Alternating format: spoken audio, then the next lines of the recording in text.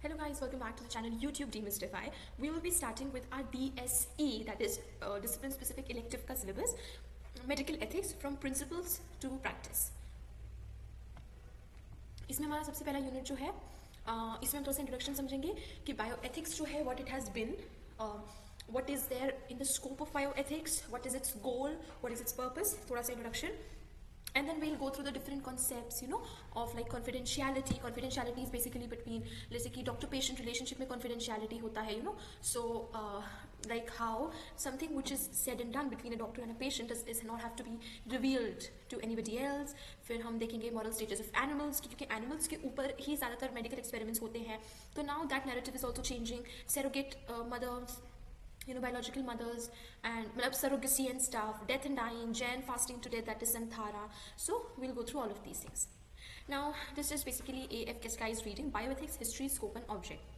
So a comprehensive analysis of the evolving conditions that provide for the emergence and autonomization of the field of bioethical inquiry, as well as the social, cultural and political background against which its birth can be set, should enlighten us about the problematic nature that characterizes it from its very onset.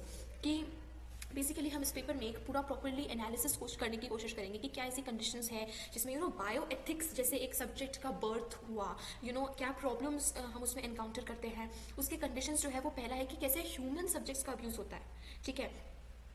फिर उसके बाद नए biomedical technologies की availability होना, medical paradigms and medical care and so many different things. So new scientific and social field of concerning dealing with ecology and environmental health, genetic engineering, biotechnologies, demographics. तो ये बात तो है कि जैसे जैसे डेवलपमेंट्स हो रहा है, जैसे कि IVF, सरोगेसी, जैसे जैसे मेडिकल एडवांसमेंट हो रहा है, उसके साथ साथ उसके एथिकल स्फीयर्स भी कॉम्प्लिकेट होते जा रहे हैं. तो that is what we are going to see. तो scope and meaning of bioethics जो है हम कैसे डिफाइन करते हैं, by the overriding questions that open up the field of both theoretical and practical bioethical inquiry, rather than by the individual responses given to such questions by the most prominent spokesperson in bioethics.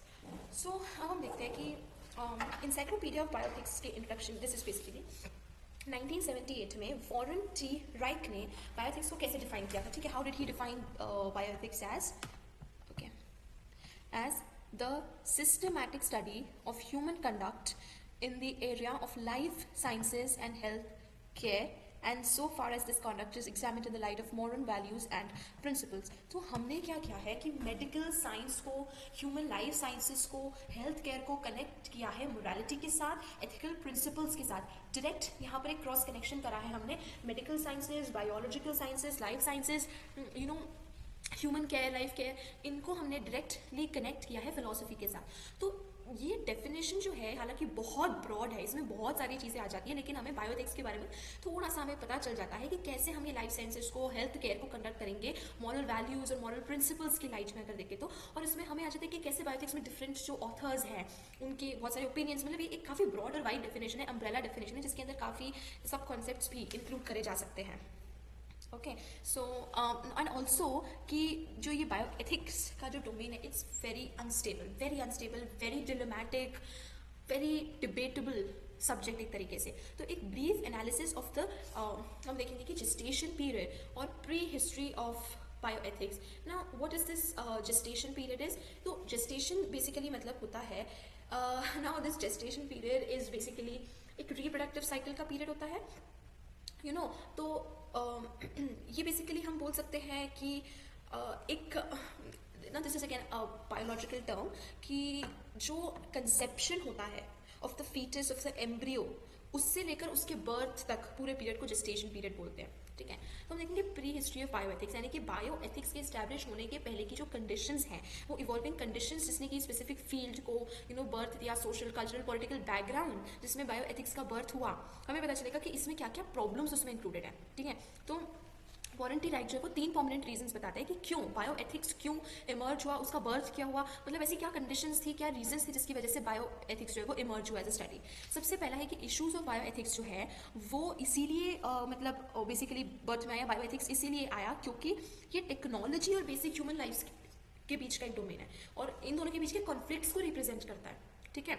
Life, death, health, ये सब चीज़ें। तो कैसे नई modern technological biomedical basically तो technological advancements in the field of biomedics, तो जो biomedical technologies और एडवांसमेंट हुए 1950 से, इसने बहुत एज ओल्ड क्वेश्चंस को राइज किया, नए प्रॉब्लम्स आए, जैसे कि prolongation of life, euthanasia, prenatal diagnosis, abortion, human experimentation, genetic interventions, reproductive technologies, behaviour control, psychosurgery, definition of death, right to privacy, allocation of scarce resources, dilemmas in the maintenance of environmental, कितनी सारी issues हैं। हम इसमें से एक बहुत ही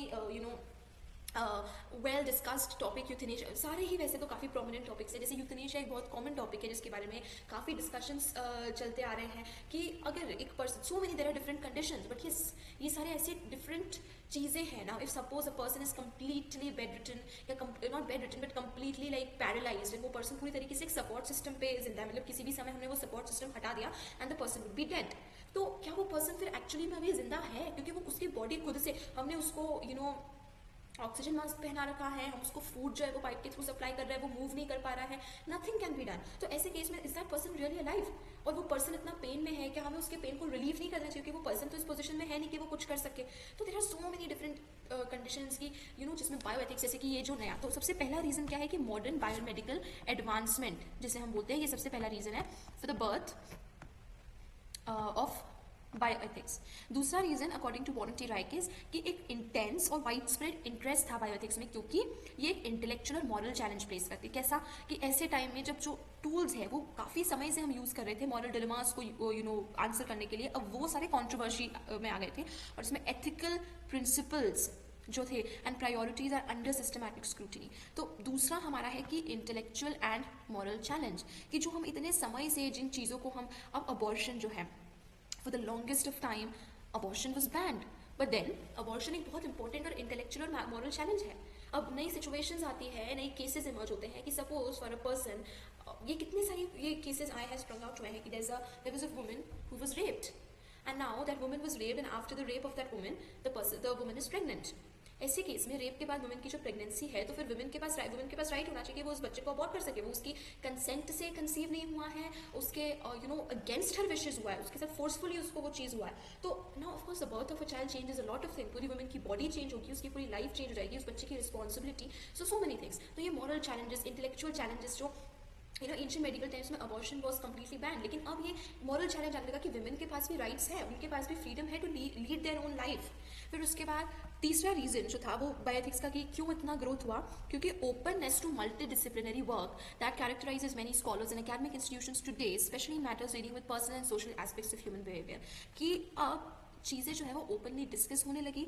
अब discuss होने के साथ साथ मल्टी डिसिप्लिनरी होने लगी, यानी बायोमेडिक्स में लॉ भी आया, एथिक्स भी आया, हिस्ट्री भी आई, सोशियोलॉजी भी आई, there are so many different things. Okay, तो जो पूरा सिनेरियो था वो मल्टी डिसिप्लिनरी बन गया, ठीक है। In turn, H. Tristram Engelhardt, who was to become one of the most prominent spokesman for bioethics, mentions 4 historical factors. तो हमने वारंटी हाइक के ये 3 historical factors देखे। अब हम देखेंगे कि ट्रिस्टम के एंगलहार्ट के अकॉर्डिंग क्या 4 reasons थे जिस वजह से बायोमेटिक्स का बर्थ हुआ, बायोएथिक्स का। तो हम देखिए बायोएथिक्स जो नाम है वो अपने आप में मल्टी डिसिप्लिनरी नाम है। It's a conjunction of biology plus ethics, biology plus philosophy. 4 reasons according to Tristram is, पहला है रैपिड टेक्नोलॉजिकल चेंजेस, ठीक है। तो ये चीज़ तो लगभग सभी एक्नॉलेज करेंगे कि टेक्नोलॉजिकल एडवांसमेंट, बायोमेडिकल एडवांसमेंट जो हुए, इसने प्रेशराइज करा हमें रीस्टैब्लिश करने के लिए चीज़ों को, कि जैसे कि अब ट्रांसप्लांटेशन शुरू हुआ, तो अब इसमें advent of transplantation contributed to interest in a brain oriented definition of death, कि अब डेथ की डेफिनेशन क्या है, the person brain stops working, brain ने वर्क करना स्टॉप कर दिया, इसका मतलब उसके कोई भी ऑर्गन, कोई भी बॉडी वर्क नहीं करेगी, ना हार्ट वर्क करेगा। तो ऐसे केस में इज द पर्सन डेड, और अब उसके बाद उसका ब्रेन ट्रांसप्लांट हो गया। तो ब्रेन ट्रांसप्लांट करने के बाद a person is alive again, तो एक ब्रेन ट्रांसप्लांट के बाद, so this is a new definition of death. तो technological changes, technological advancement, biomedical advancement, ये एक कॉमन पॉइंट है जिसके ऊपर लगभग सभी जो प्रोमिनेंट स्पोक्स पर्सन है वो अग्री करेंगे कि ये बहुत मेजर रीजन था बायोएथिक्स के इमर्जेंस के लिए। दूसरा है rising health care cost which have occasion questions about the allocation of resources. Population बढ़ी, आई वोंट से कंपटीशन बढ़ा और फाइट बढ़ी, no not the I won't really say और यूज दोस टर्म्स की कंपटीशन और fight for resources, but basically allocation of resources, prioritise करना, who needs the care more. किसको care की ज़्यादा ज़रूरत है? एक पर्सन है उस completely on life support system, उसकी खुद की बॉडी कोई फंक्शन नहीं कर रही है, वो पूरी तरीके से एक बेड ऑक्यूपाई करके वो पूरी तरीके से सपोर्ट लाइफ सपोर्ट सिस्टम पर है। दूसरी तरफ एक ऐसा पर्सन है जिसके साथ कुछ जो भी हुआ है and that person has a scope to recover, उसको बस उस ट्रीटमेंट उस केयर की ज़रूरत चाहिए। Now who should be assign that care unit? वो पर्सन जो कि प्रैक्टिकली एक तरीके से डेड है, मतलब अकॉर्डिंग टू सम, क्योंकि उसकी खुद की बॉडी फंक्शन नहीं कर रही है, वो सिर्फ एक्सटर्नल सपोर्ट सिस्टम की वजह से अभी तक लाइव है, एंड जिस मोमेंट हमने वो सपोर्ट सिस्टम हटाया the person will be dead. तो उस पर्सन को हमें सपोर्ट करना चाहिए केयर यूनिट के साथ, या उस पर्सन को जिसका कुछ ट्रीटमेंट करने की जरूरत है, उसको केयर की जरूरत है, वो emergency. So allocation of resources, frankly pluralistic context in which healthcare is not delivered. Just physicians and nurses can no longer presuppose that they share a view in common with their patients or with each other, or that the conduct of their practice will be framed with acknowledged Judeo-Christian assumptions. A pluralistic context यानी कि जो medical ethics, जो medical sphere जो है, वो यही एक तरीके से मल्टी डिसिप्लिनरी चीज़, या the more availability of options, availability of choices, availability of resources, बहुत सारी चीज़ें चेंज हुई है। अब एक ही सिचुएशन, एक ही केस को लेकर एक पेशेंट और उसकी नर्स ही उनकी नर्स ही आपस में नहीं इक्वेट कर पा रहे हैं टू द सेम सोल्यूशन। तो प्लूरलिटी बढ़ गई ऑफ ओपिनियंस, ऑफ चॉइसेस, बहुत सारी चीज़ें। And the fourth reason is expansion of publicly recognised rights of self determination. जैसे कि अगर हम बात करें अबॉर्शन की, कि अगर एक वुमेन चाहे कि वो चाहे तो, this is a very very active and live debate कि ये वुमेन के राइट्स हैं, चाहे वो अबॉर्ट कराना चाहे कि नहीं, because child would change everything. तो ये वुमेन की लाइफ राइट होना चाहिए कि वो अपनी बॉडी के साथ क्या करना है उसे डिसाइड कर सके। ऑल्दो दोनों ऑथर्स ने जो रीजंस दिए हैं वो बहुत कुछ मिलते जुलते ही हैं। ऑफ कोर्स जनरल एग्रीमेंट पे, मतलब ये ऐसे रीजन है जिसपे जनरली लगभग सभी लोग अग्री कर ही देंगे, they are not very contradictory. लेकिन इनमें एक पॉइंट जो है वो दोनों ही नहीं वो इंक्लूड कर पाए हैं, that on what we regard as their insufficiency, कि ये रीजंस जो है वो इनसफिशिएंट है। ये रीजंस हैं, गलत नहीं है, कॉन्ट्रडिक्टरी नहीं है आपस में, लेकिन दे आर इनसफिशिएंट, हमें और रीजंस की जरूरत है, और रीजंस इसमें इंक्लूड होंगे। वो historical factors stand for a sign of the surpassing of traditional medical ethics and deontology, opening up a field that starts to detach from the narrow boundaries of the problems inherent to medical practice, and that were discussed among peers in the light of long established principles and procedures, a phenomenon that we would like to unfold and analyze in 6 major items, if only for argument's sake, because in actual fact they appear to be quite interweaved.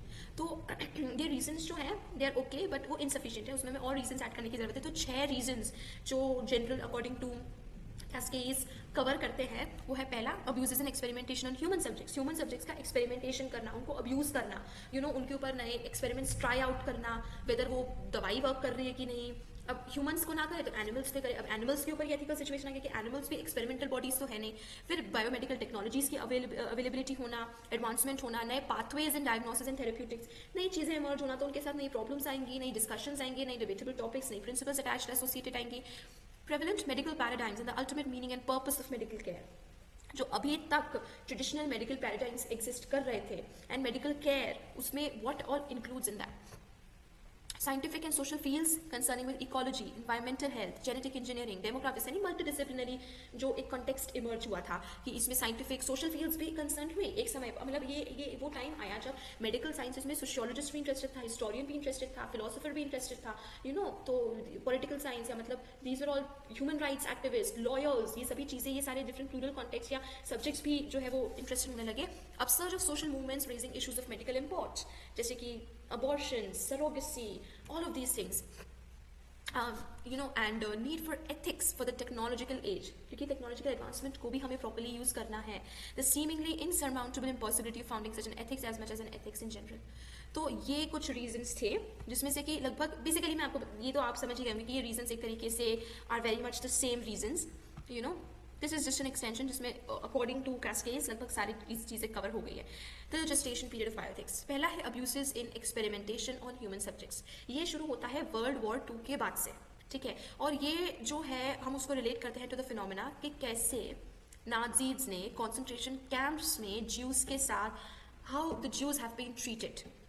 तो ये experimentation human subjects जो है that is directly attached to this the condition and the treatment of the Jews by Nazis, which were the object of the Nuremberg Tribunal that in 1946 judged war crimes committed by high-rank Nazi officials as well as by the SS doctors. Nuremberg Tribunal, अगर आपको नहीं पता है तो क्या है कि world war 2 खत्म हो जाने के बाद जब ये चीज़ लाइट में थी कि वर्ल्ड वॉर 2 तक तो like most of the world को पता ही नहीं था कि जूस के साथ ये एट्रोसिटीज नाजीज कर रहे हैं। After that towards the end reveal हुआ कि जूस के साथ क्या कुछ हुआ है, हॉलोकॉस्ट हुआ है। तो न्यूरेनबर्ग ट्रिब्यूनल जो था वो बेसिकली एक ट्रायल था जिसमें हम वॉर क्राइम्स को जज किया गया कि उनको उनका punishment trial all of that चीज इन द कोर्ट पूरी प्रोसीडिंग्स चली. तो such crimes consist of firstly the selective elimination euthanasia of life unworthy of living. सबसे पहली चीज क्या हुई? यूथनेशिया, यानी कि सिलेक्ट करा एक ग्रुप को और उनको मार दिया गया. ठीक है. All the individuals that in a way or the other fell under the category of undesirable elements in a process that we now know to have been medicalized from edge to edge.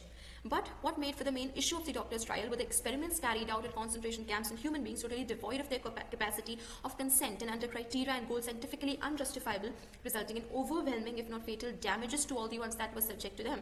The code that judged Nazi crimes is at the source of the Nuremberg Code, published in 1947, which, beyond recognizing the need and the legitimacy of medical experimentation on human subjects, established which conditions it must obey to in order to be scientifically and ethically validated.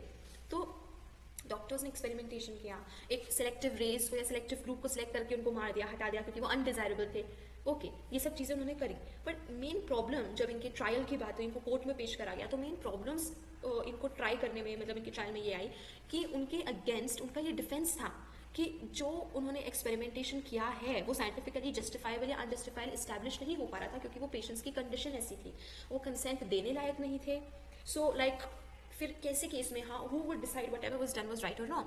Among them stands high voluntary consent, then clearly stated perhaps for the first time ever, although the code tended to emphasize the benefits of the experimentation to society as a whole rather than the benefits it might carry to the individual patient as such. Nuremberg Code 1947 में established होता है, उसमें सबसे important चीज उसके बाद follow up में ये की गई थी कि कंसेंट पेशेंट का जरूरी है. आप पेशेंट के कंसेंट के बिना उसके ऊपर किसी भी तरीके से एक्सपेरिमेंट नहीं कर सकते, which is another prevalent practice in psychology as well. और ये बात जरूर है कि उस कोड में बोला गया कि वो एक्सपेरिमेंट जो ह्यूमन सब्जेक्ट्स के ऊपर किया जा रहा है, ह्यूमंस के ऊपर किया जा रहा है, वो इंडिविजुअल ह्यूमन के लिए तो ऑफकोर्स अच्छी नहीं है क्योंकि वो एक्सपेरिमेंट का शिकार हो रहा है, वो एक एक्सपेरिमेंटल ऑब्जेक्ट है. लेकिन सोसाइटी एज ए होल को वो बेनिफिट कर रहा है क्योंकि एक इंडिविजुअल की वजह से बहुत सारे बाकी इंडिविजुअल्स को उसका फायदा मिलेगा. लेकिन फिर भी this was one of the very driving factors of that code कि कंसेंट पेशेंट का होना जरूरी है. Jointly with the Universal Declaration of the Rights of Man by the UN in 1948, the Nuremberg Code was to be the model shaping to this day the codes that aim to regulate biomedical experimentation on human subjects. So, human subjects को as experimental objects use करना has been more or less अभी तक defined by the Nuremberg Code, along with Universal Declaration of the Rights of Man in 1948 जो release हुआ था. Among those goals stands high the Declaration of Helsinki, issued by the World Medical Association at its 18th General Assembly in June 1964, that deepens and enlarges the Nuremberg Code, namely in what concerns the autonomy of the subject of experimentation and the clarification of the concept of informed consent, with a special emphasis on the safeguard of individual interest. कि ये एक बहुत important चीज़ है. 1964 में declaration of Helsinki जो था, world medical association ने जिसको वो किया था, इशू किया था, वो concerns the autonomy of the subject of experimentation, यानी कि इंडिविजुअल की राइट है, इंडिविजुअल को पहले कंसेंट देना पड़ेगा, वो इन्फॉर्म्ड कंसेंट होना चाहिए. यानी ऐसा नहीं कि बस पेशेंट से पूछे कि तुम एक्सपेरिमेंट करोगे और पेशेंट ने हाँ कर दिया. उस पेशेंट को पता होना चाहिए what are the pros and cons, what will happen with him. अगर भले ही उसका रिस्क फैक्टर इज 0.001% या उसका side effect of something is 0.001%, वो पेशेंट को पता होना चाहिए. That is what is informed consent, you know. On the other hand, however, the Declaration of Helsinki can be seen as an alternative response to the Nuremberg Code, which was regarded by physician researchers and even more by scientific organizations as confining and inapplicable to their practices, since it was promulgated as a human rights document by judges at a criminal tribunal and was therefore too rigid an act of legalistic demands circumstantially related to Nazi crimes. Conversely, the goal of the Declaration of Helsinki was to replace the human rights-based legal agenda of the Nuremberg Code with a somehow more lenient medical ethics models that permits paternalism, since it is a set of recommendations by physicians to physicians devised to guiding doctors in clinical research and pointing towards the supremacy of peer review over the individual subject's consent, since the scientific quality of research that can be assessed only by physician researchers themselves takes priority over informed consent. तो ये जो declaration of Helsinki था, ये कई researchers के लिए एक downfall भी था क्योंकि ये जो था वो एक तरीके से लिमिट कर रहा था, ज़्यादा रिस्ट्रिक्ट और ज़्यादा स्ट्रिक्ट बना रहा था एक्सपेरिमेंट को, क्योंकि इंडिविजुअल कंसेंट होना ज़रूरी है, उसमें भी इन्फॉर्म्ड कंसेंट होना ज़रूरी है, इंडिविजुअल की राइट्स के ऊपर ज़्यादा फोकस कर रहा था. तो एक्सपेरिमेंटेशन जो है ना, एक्सपेरिमेंटेशन के ड्रॉबैक्स होंगे ही, उसका इंडिविजुअल के ऊपर इफेक्ट पड़ेगा ही. और अगर वो ह्यूमन की कंसेंट के बिना, मतलब अगर वो एक्सपेरिमेंट नहीं कर सकते, अगर ह्यूमन को पूरा इन्फॉर्म्ड कंसेंट उसका नहीं है एक्सपेरिमेंटेशन का, इन सब चीज़ों का, तो ऐसे केस में जो रिसर्चर्स हैं they are at a loss here. तो ये उनके लिए तो थोड़ा सा रिस्ट्रिक्टिंग था ही. एक major fracture that can be traced throughout the history of modern human experimentation, the one between concern with individual subjects' well-being and interest concerned with the benefit of society as a whole by the advancement of techno-scientific knowledge and power. In fact, although the Nuremberg Code is the model of all subsequent ethical codes and guidelines on human experimentation, those codes evolved among two contending lines. तो एक major चीज जो है वो दो उसके बीच में यहाँ पर ये है कि एक है सिर्फ एक इंडिविजुअल की राइट, दूसरा है एज अ सोसाइटी बहुत सारे इंडिविजुअल्स का बेनिफिट. तो ज़्यादा वेटेज किसको दे? वो एक पर्सन के राइट को वेटेज दे जो कि एक्सपेरिमेंट बनेगा, जो कि एक्सपेरिमेंटल जो ऑब्जेक्ट बनेगा एक्सपेरिमेंट का, या फिर उस चीज़ को ज़्यादा वेटेज दिया जाए, उस चीज़ को हम ओवर पावर करने दें कि एक पर्सन के कारण कितने सारे इंडिविजुअल्स का भला हो रहा है, बहुत सारी पूरी सोसाइटी, कितनी पूरी जनरेशन का बेनिफिट हो रहा है. न्यूरमबर्ग कोड जो है वो दो कंटेंडिंग लाइंस में इवॉल्व हुआ, ठीक है. On one hand the so called political code such as Belmont report in the 1978 aiming to regulate medical practice, be therapy और research from instances outside the medical profession itself, growing out of rights by social, judicial and political concern over perceived by medical threats. पहला क्या था political sphere में कि कैसे Belmont report जो है वो मेडिकल एथिक्स को रेगुलेट कर रहा था कि ऐसा नहीं डॉक्टर ने जो चाहे वो कर दिया, एक एथिकल कोड होगा, प्रिंसिपल्स होंगे जिसको हर प्रोफेशनल को फॉलो करना होगा. तो ये जो हुआ, ये सब जो हो रहा है ना, ये सब क्यों हो रहा है? ये एथिक्स, ये प्रिंसिपल्स की मेडिकल एथिक्स फॉलो करना है, प्रिंसिपल्स मॉरल प्रिंसिपल्स फॉलो करना है मेडिकल में भी, इस सब के होने का मतलब क्या है कि पॉलिटिक्स, सोशल, जुडिशियल कंटेक्स्ट जो है वो मेडिकल साइंसेस में एंटर कर रहा था. ये सारे कंसर्न किसके थे? ये लॉयर्स के, ह्यूमन राइट्स एक्टिविस्ट के, जर्नलिस्ट के, फिलोसोफर्स के, थिंकर्स के, हिस्टोरियंस के, पॉलिटिकल साइंटिस्ट्स के, इकोनॉमिस्ट के, इन्वायरमेंटलिस्ट्स के. तो ये इन सभी के कंसर्न्स थे. और ये सारे जो है वो social sciences and law, judiciary, political rights, humanitarian rights, इन सारे स्फीयर्स को बिलोंग करते थे. और ये सारे स्फीयर्स जो वो मेडिकल एथिक्स में एंटर करके उसको रेगुलेट करने की कोशिश कर रहे थे. दूसरी तरफ था मेडिकल कोड्स जैसे कि declaration of Helsinki and all it's subsequent revised and amended versions, arising from the inside of the medical profession itself in an ongoing attempt to safeguard the self-regulation of medical practice and medical community, based on the assumption that the medical community is self-sufficient in providing its own scientific standards as well as its ethical standards. अब इसके ऊपर भी बहस है. Declaration of Helsinki जैसे की बात की जा रही है, जो मेडिकल एक्सपेरिमेंटेशन को वेटेज दे रहा है कि सोसाइटी एज अ होल को बेनिफिट मिल रहा है.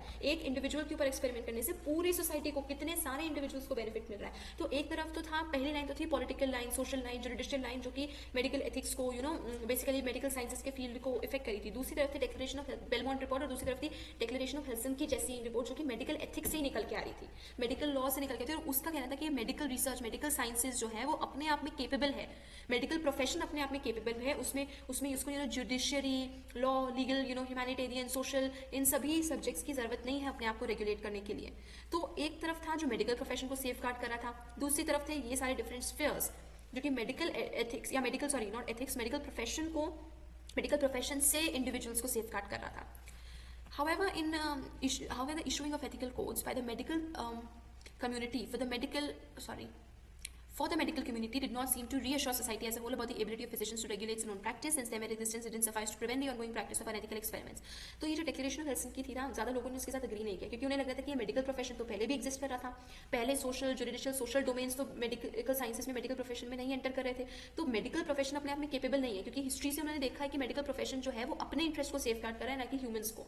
तो सोसाइटी ने डिक्लेरेशन ऑफ हेल्सिंकी जो कि जैसी रिपोर्ट्स को जैसे को जो कि मेडिकल प्रोफेशन को सपोर्ट एंड सेफ गार्ड करा है, उसको एक तरीके से रिजेक्ट करता है कि मेडिकल प्रोफेशन अपने आप में केपेबल नहीं है कि वो ह्यूमन राइट्स को प्रोटेक्ट कर सके. It was such concern that gave rise to the American National Commission for the Protection of Human Subjects and to its issuing of the Belmont report in 1978. इसी वजह से बेलमोंट रिपोर्ट 1978 में कि medical profession इस चीज़ में capable नहीं है कि वो ह्यूमन राइट्स और इंडिविजुअल राइट्स को सेफ गार्ड और प्रोटेक्ट कर सके. तो इसके लिए जुडिशियरी, पॉलिटिकल, सोशल डोमेन्स का एंटर होना जरूरी है, तभी इंडिविजुअल राइट्स को मेडिकल प्रोफेशन से प्रोटेक्ट किया जा सकता है.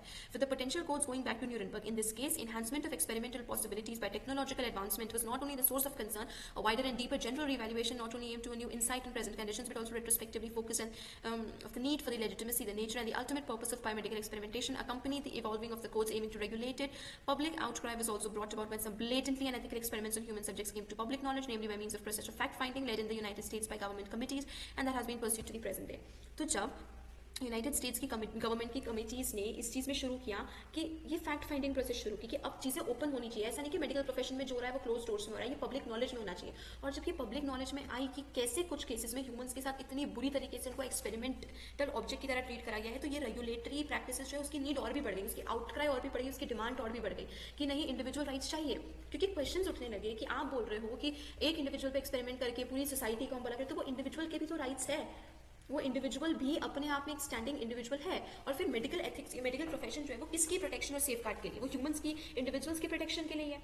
Medical profession without that is nothing. उसकी उसकी जो गोल है that should be human protection. तो अगर ह्यूमन ही वहाँ पर वायलेट हो रहा है, ह्यूमन राइट ही वायलेट हो रहा है, तो फिर कैसे मेडिकल प्रोफेशन जो है वो हमें सेफ गार्ड कर रही है, हमारी केयर कर रही है? Among the numerous examples of such unethical human experimentation some are worth quoting. तो 2-3 एग्जांपल्स दिखाएंगे कि कितने अनएथिकल तरीके से ह्यूमंस को एज एक्सपेरिमेंट्स यूज करा गया है।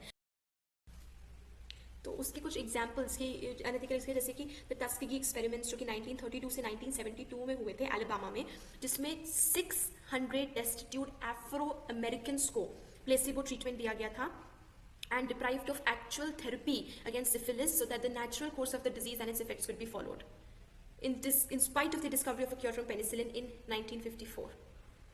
तो this was shocking कि 600 अफ्रीकन अमेरिकन्स को जानबूझकर सिफिलिस डिजीज दी गई थी ताकि ये पता चल सके कि वो डिजीज अपने आप में उसका नेचुरल कोर्स क्या रहता है।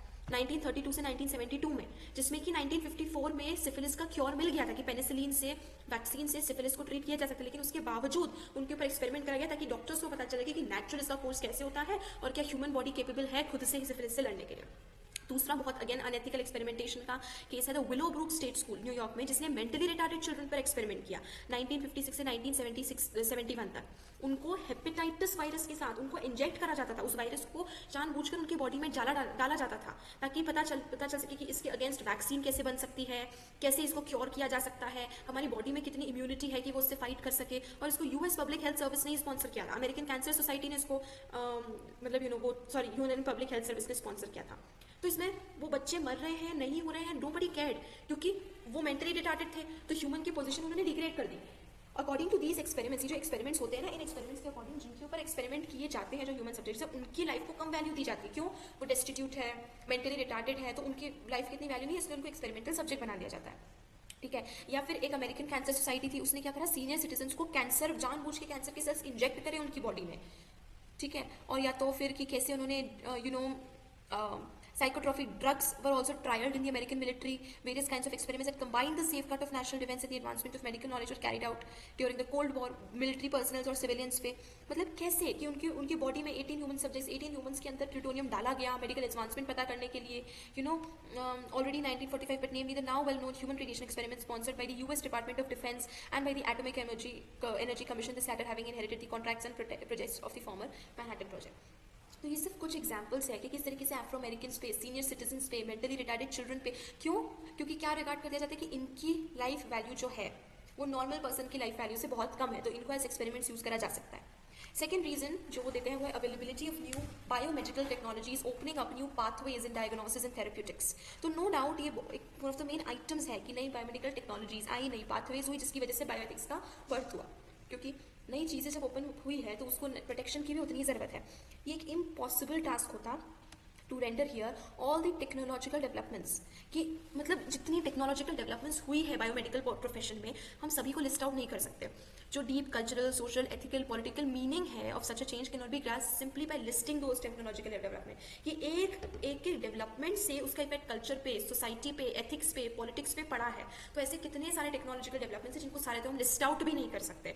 उनमें से कुछ को कोट यहाँ पे करेंगे that account for its immediate consequences on the range of medical care and on the altering of prevailing notions of, say, life and death and individual identity, as well as on the erosion of some of the sternest pillars of anthropology and ethics.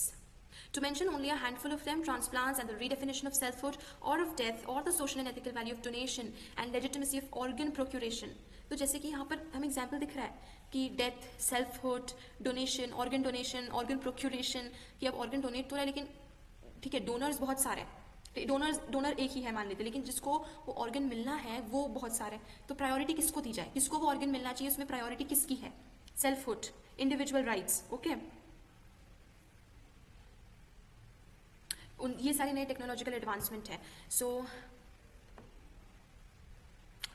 as a matter of fact, the debates risen by Christian Bernard's heart transplants in the late 60s were tantamount to initiating the very first controversies of what was about to become known as bioethics. तो Christian Bernard ने जो सबसे पहले किया था heart transplant, तो ये एक one of the very main of course reasons बना बायोएथिक्स के बर्थ का। As such as a technology as hemodialysis and the related controversies over its scarce availability and the setting of priorities in the access to it, prenatal diagnosis technologies such as amniocentesis that allow for timely detection of diseases and malformations and an early cure. कि amniocentesis मतलब कि बहुत जल्दी पता चल जाता है कि अगर कोई डिजीज होने वाली है, ताकि वो डिजीज एक्चुअल में हो और पूरी इम्यून सिस्टम को अटैक करे उसके पहले ही उसको क्योर करते हैं, उसके सबसे अर्ली स्टेजेस में जब वो डिजीज बहुत छोटे लेवल पर है. Equally new interventions provided in utero interventions can also be accounted for giving unprecedented grounds for selectively terminating pregnancy, intensive care and life-sustaining technologies like survival of newborns, otherwise inviable, or for the enlargement of life expectancy, or the terminally ill, carry along new problems of medical fertility, or give new accuracy to problems such as the legitimacy of euthanasia, or the necessary defining of concepts like the one of quality of life, with all the arbitrariness and relativism attached to it. In actuality, a fundamental ambivalence casts a haunting shadow over the availability of new biomedical technologies and the medical progress that it carries. So हमने यहाँ पर कितने सारे examples देखे और हर sphere में हमने देखे, for the senior citizens as well, for euthanasia, for child care, newborn care, surrogacy, pregnancy, abortion, transplantation, everything, quality of life वगैरह सभी चीज़ों से रिलेटेड नई एडवांसमेंट हुई है. तो they are target of both positive and negative expectation. जो technological advancement है, इससे अच्छा भी आएगा, इससे बुरा भी आएगा, पॉजिटिव भी अचीव होगा, नेगेटिव भी अचीव होगा. They are both desired for their successful outcomes in dealing with ancient afflictions of mankind and fear for their unforeseeable or undesirable side effects. For instance, the side effects of thalidomide, a new medicine administered to women prior to or during pregnancy that caused fetal malformations, gave away to considerable public concern and became an emblem of justified fears in regard of medical progress. कि thalidomide जो था वो एक pregnancy के time पर उसके पहले जो है वो women को दिया जाता था, जिससे कि जो फीटस है, जो बॉर्न होता था बेबी, उसमें मालफॉर्मेशन हो जाते थे, उसके वो उसके कोई ऑर्गन वर्क नहीं कर रहा है, हाथ पूरी तरीके से फॉर्म नहीं हुआ, ये सब चीज़ें. More to the point, the ambivalence we have been referring to regards the evaluation of the emancipatory sense और lack of it of medical progress early on in the years that followed the founding of the first research centers in bioethics, that is to say the institutionalization of bioethics discussions. The dramatic case of Karen Ann Quinlan in 1975-76, the mother of all cases, is likely to stand for the best example. ठीक है, तो क्विनलन case जो था वो सबसे बहुत उसका तो जैसे बोलते हैं ना, बहुत डायरेक्ट इफेक्ट था, जैसे कि बायो एथिक्स जो है वो डिस्कशन की स्फीयर से निकलकर अब इंस्टीट्यूशनलाइज हो गया, कि पूरा इंस्टीट्यूशन फॉर्म हो गया जहाँ पर ये बायो एथिकल डिस्कशंस होंगे. तो क्विनलन केस में क्या हुआ था कि एक terminating life sustaining care के बारे में था of irreversibly comatose patient and the related problems of medical futility and medical or parental surrogate responsibility in decision making. Equally pervasive to the availability of new biomedical technologies is the problems of the definition of the beginning and the end of life, of abortion and life termination or euthanasia. Of medical futility and the concept and quality of life. There is the ever inherent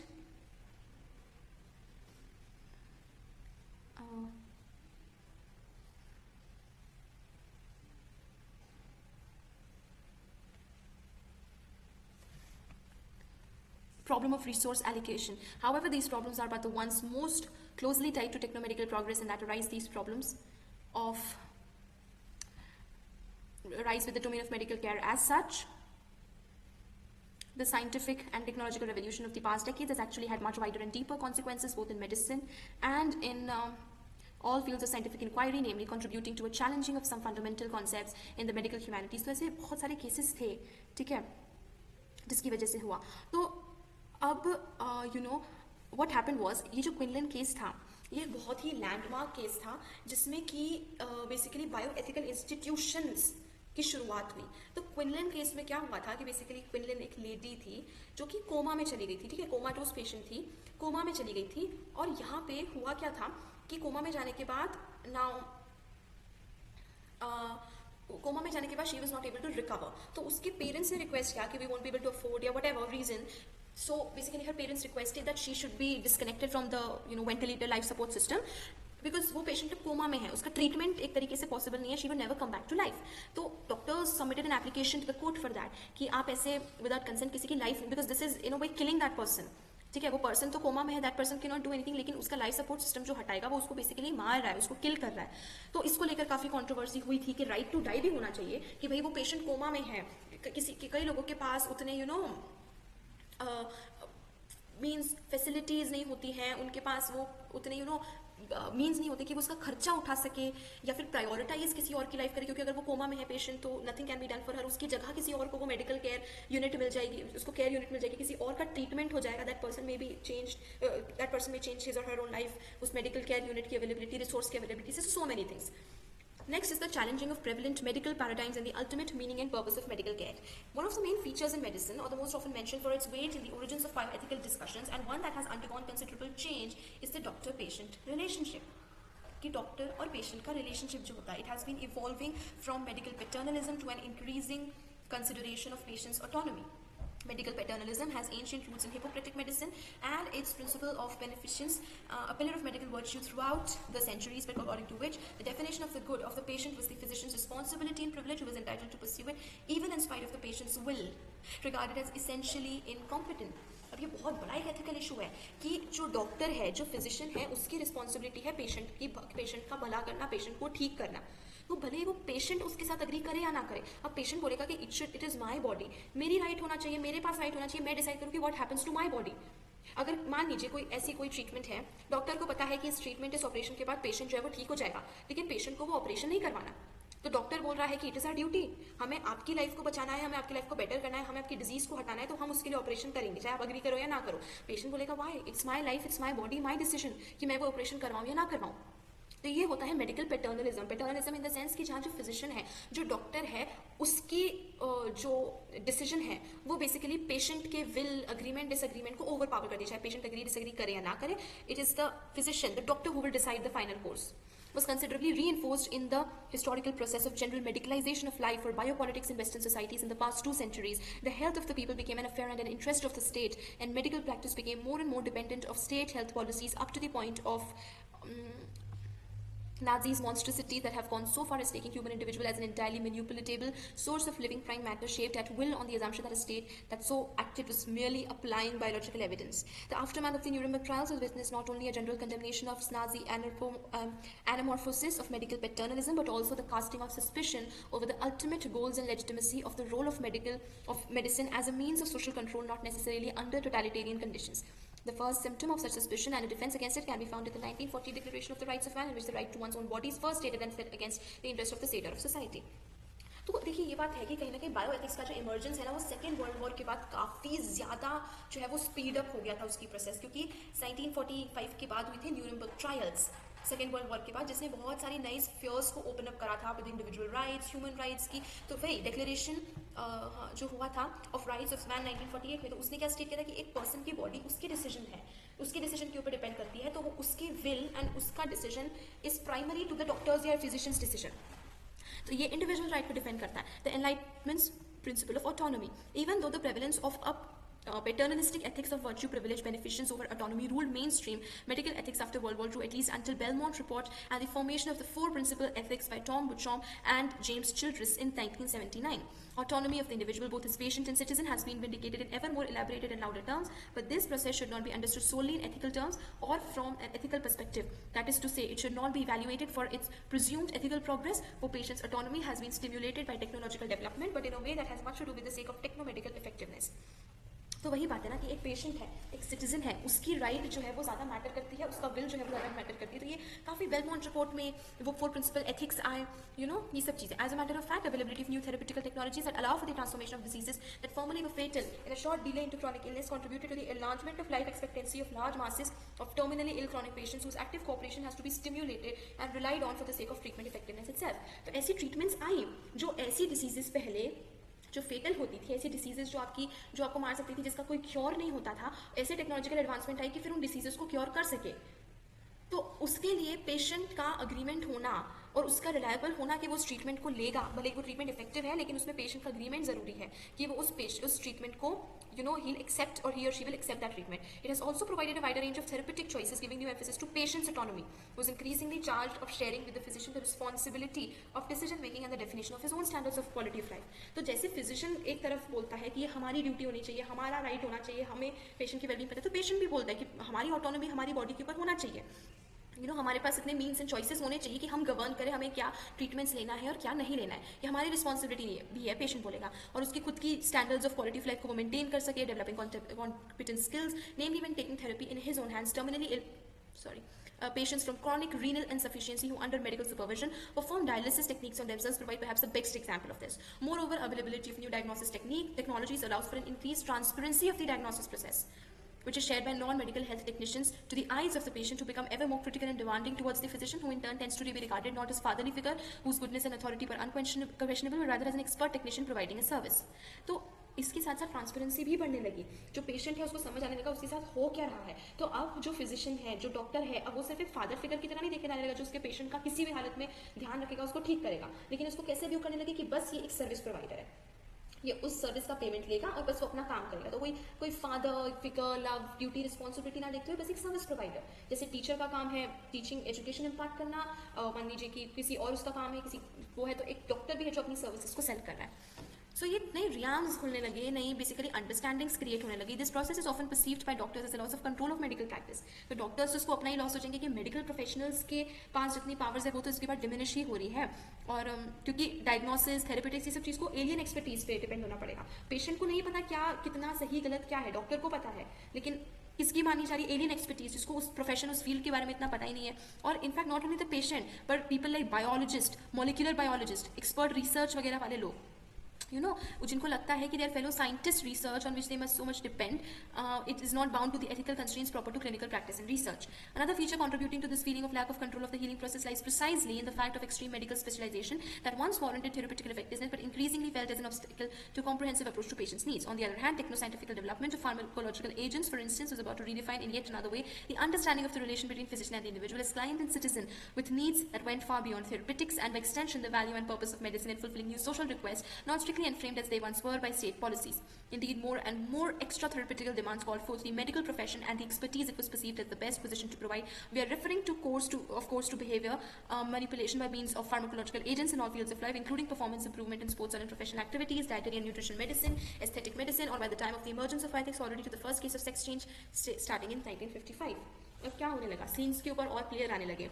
doctor, physician के अलावा pharmacologist आने लगे, biologist, molecular biological experts, researchers, इन सबके opinions भी matter करने लगी, value करने लगी है, ये अपनी ओपिनियंस देने लगे.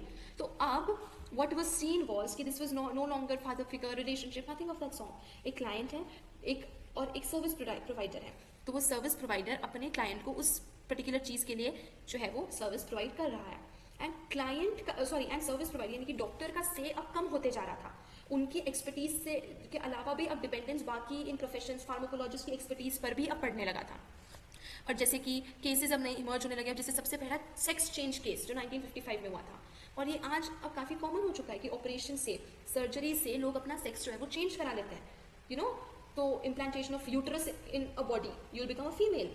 ये हो गया sex change. Last but certainly not the least, reproductive medicine and the enormous importance of contraceptive methods, amongst which the contraceptive pill with all its social and cultural repercussions in a time when techniques of artificial insemination and in vitro fertilization were also underway. Contraceptive pills का use करना, IVF, in vitro fertilisation का, artificial insemination, ये नए reproductive domains थे जो open हो रहे थे, नए टेक्नोलॉजिकल डेवलपमेंट्स थे जो ओपन हो रहे थे, और ये डॉक्टर पेशेंट के रिलेशनशिप को पूरी तरीके से चेंज कर रहे थे. क्योंकि इसमें सिर्फ डॉक्टर का डोमेन नहीं था, इसमें डॉक्टर के साथ साथ researcher, scientist, pharmacologist, biologist, molecular biologist और बहुत सारे ऐसे डिफरेंट प्रोफेशंस का इंक्लूजन भी था, जो ये नए टेक्निक्स लेकर आ रहे थे, नए इफेक्टिव ट्रीटमेंट्स लेकर आ रहे थे for so many different problems of life. All this seemed to symbolize a new era of democratic medicine, long past the days of totalitarian medicine of the Nazi era of strong social control. तो ये क्या हो रहा था? How they are naming it, democratic medicine and totalitarian medicine. Totalitarian medicine कौन सा case? जब medical पैटर्नलिज्म होता था कि जो डॉक्टर ने बोला वही फॉलो होगा. एंड डेमोक्रेटिक मेडिसिन मतलब the client will has its own से, उसके अलावा डॉक्टर्स के अलावा बाकी प्रोफेशनल्स का से भी होगा उसमें. ठीक है. And although other new technological developments in the then all too young field of molecular genetics rose some discussions concerning the possibility of reviving totalitarian practices such as new forms of consumerist eugenics in a democratic context. The challenging to the prevailing paradigm of medicine, either from the inside or from the outside of the biomedical Rian went far beyond questioning medical paternalism and the criticism and the role of medicine as a means of social control. कि medicine कितना ये जो paradigm हो रहा था, medical paradigms exist करते थे, इसमें medical paternalism को as a form of social control देखा जा रहा था कि कैसे medical professionals जो है वो citizens को, patients को and the profession of medicine को पूरी तरीके से control कर रहे थे, overpower कर रहे थे, regulate कर रहे थे. तो इसको एक totalitarian regime जैसे देखा जाने लगा था कि the end decision है will lie with the doctor, क्योंकि डॉक्टर को पता है कि पेशेंट के साथ क्या अच्छा होगा और क्या बुरा होगा. Indeed, by the late 60s and early 70s, criticism of medicine defined as a main target the growth of biomedical powers. कि medicine को criticize करने लगी इन चीज़ों की वजह से. What was at issue was the allopathic paradigm of medicine and the aggressiveness of biomedical therapeutical interventions, a pattern that went back to 19th century public health policies and pervaded all modern clinical medicine. While a change of paradigm was already underway in the late 60s and early 70s, the medical profession intended to disregard as anti-medicine biased the radical criticism that attacked the paradigm from the outside, coming mostly from perspectives into the defense of homeopathic and holistic medicine, or conveyed by thinkers such as Ivan Illich, denouncing what he and other neo-Marxists considered to be the political and economic dependencies of medicine, and whose writings set a good deal of social and intellectual environment that witnessed the birth of bioethics, but not of all, as we shall see further ahead. तो ये हम देख रहे हैं ना कि what are the different things. हमने देखा कि सभी उसमें हमने मेडिकल पैराडाइम के केस में देखा डॉक्टर पेशेंट रिलेशनशिप, मेडिकल पैटर्नलिज्म, हमने या बायोमेडिकल टेक्नोलॉजीज में हमने जो है वो क्विनलिन केस के बारे में देखा, हमने ह्यूमन सब्जेक्ट्स के बारे में देखा. So these are the different domains जिसने इन सब चीज़ों को अफेक्ट किया है. Let's come to new scientific and social fields of concern dealing with ecology and environmental health, genetic engineering, biotechnologies, demographics, behavioural manipulation, reproductive medicine etcetera. तो जैसे कि ऊपर से जैसे कि अभी हमने डिस्कस किया, जो टेक्नो साइंटिफिकल डेवलपमेंट हो रहा था इसने बायोमेडिकल रियान को और भी ज़्यादा एक्सपैंड कर दिया था. Awareness of techno-scientific dangerousness had been growing since the famous Oppenheimer case and perhaps in more public terms, above all after the long-term biological and environmental effects of survivors of the bomb attack on Hiroshima and Nagasaki. So, you see, these are the different, हम बात करें cases, conditions, जिसने basically, bioethics को और speeden up कर दिया. ठीक है. So,